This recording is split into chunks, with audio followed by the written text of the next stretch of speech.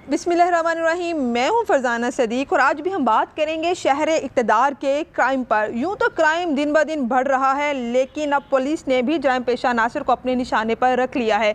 जी हां, पुलिस यूं तो कार्रवाइयां कर ही रही है, लेकिन अब बाकायदा तौर पर एक मरकजी डाटा हब भी तैयार कर लिया गया है। उस डाटा हब में पूरे पाकिस्तान से 25 इक़साम का डाटा है जो उसमें जमा किया गया है, और ना सिर्फ पूरा पाकिस्तान बल्कि जितने भी सूबे शामिल हैं तमाम से वो डाटा लाकर इसमें इकट्ठा कर दिया गया है। इसमें जराइम पेशा जो अनासर हैं उनको शिकंजे में लाना बहुत ज़्यादा आसान इसलिए होगा क्योंकि उसमें ना सिर्फ मुल्क भर के होटल्स, हॉस्टल्स उनका डाटा होगा, इसके साथ साथ जितने भी ट्रांसपोर्ट अड्डे हैं, बस अड्डे हैं, उनका डाटा भी शामिल होगा। इसके अलावा तमाम तलीमी अदारे, इबादत गाहें, मदरसे, उनका डाटा भी शामिल होगा, जबकि किराए से मुतल्लिक तमाम तर जायदादें और रिहायशी इलाकों का डाटा भी शामिल होगा।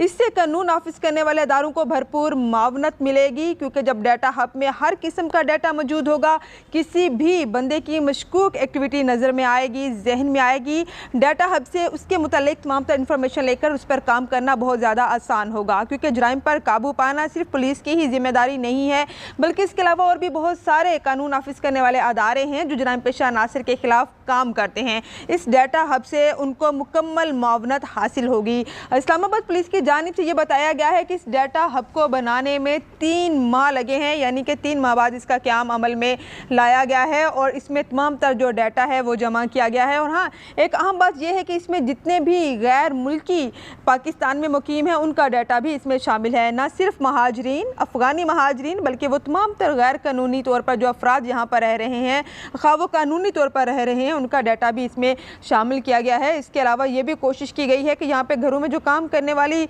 ख़वातीन हैं, नौकरानियाँ हैं, नौकर हैं, उनका डाटा भी इसमें शामिल किया गया है। यूँ देखा जाए तो ये डाटा हब एक तरह से बहुत बेहतरीन इस्लामाबाद पुलिस का कदम है, और वो तमाम तर डाटा जो इसमें जमा किया गया है यकीनन उससे जराइम पेशा अनासर की गिरफ्त लाने में भी मदद मिलेगी। लेकिन अगर बात की जाए तो कहते हैं बहुत देर कर दी मेहरबान आते आते, यही इकदाम इस्लामाबाद पुलिस की जानिब से पहले उठाया जाता तो वो तमाम तर अफ़गानी महाजरीन जो गैर कानूनी तौर पर पाकिस्तान में रहते हुए अपनी जड़ें मजबूत कर चुके थे और मुख्तलिफ़ किस्म का जो क्राइम है उसमें मुलव्वस थे, उनको भी पकड़ने में जो है इस डाटा हब ने बड़ा अहम किरदार अदा करना था। लेकिन शायद अब भी ठीक वक्त पर बना है, क्योंकि जराइम इस वक्त बहुत बढ़ चुके हैं, ना सिर्फ पाकिस्तान में बल्कि इस्लामाबाद में। रोज़ाना की बुनियाद पर 20 के करीब मोटरसाइकिलें हैं जो चोरी हो रही हैं, और फिर चोरी की गई उन्हीं मोटरसाइकिलों पर डकैती की और स्नैचिंग की मुख्तलिफ वारदातें रोनमा होती हैं। यही नहीं, इसके अलावा तकरीबन 37 वारदातें हैं चोरी, डकैती, राहज़नी की टोटल मिला के जो इस्लामाबाद में एक दिन में रिपोर्ट होती हैं।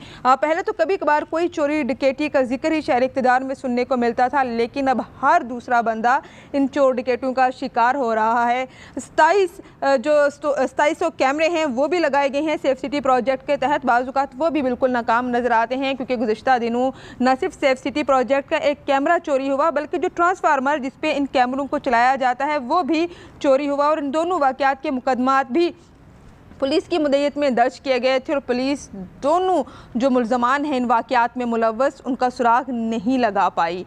तो दूसरी जानिब इस तरह से डाटा हब का क़याम अमल में लाना यकीनन एक तरह का ये मददगार तो साबित होगा, क्योंकि इसमें शहर इक़्तिदार में रहने वाले जितने भी लोग हैं उन तमाम तर का डाटा इस डाटा हब में इकट्ठा होगा। इस्लामाबाद पुलिस की जानिब से मज़ीद ये भी बताया गया है कि एक तो वो डाटा है जो वो जमा कर चुके हैं, लेकिन वक्त के साथ साथ जितना भी डाटा होगा वो भी इसमें जमा किया जाएगा ताकि आने वाले वक्त में आसानी होगी। अब ये डाटा हब किस हद तक मुआवन साबित होता है जराइम पेशा अफराद को पकड़ने में, यह अब आने वाला वक्त बताएगा, और देखते हैं कि इस डाटा हब के क्या नताइज निकलते हैं।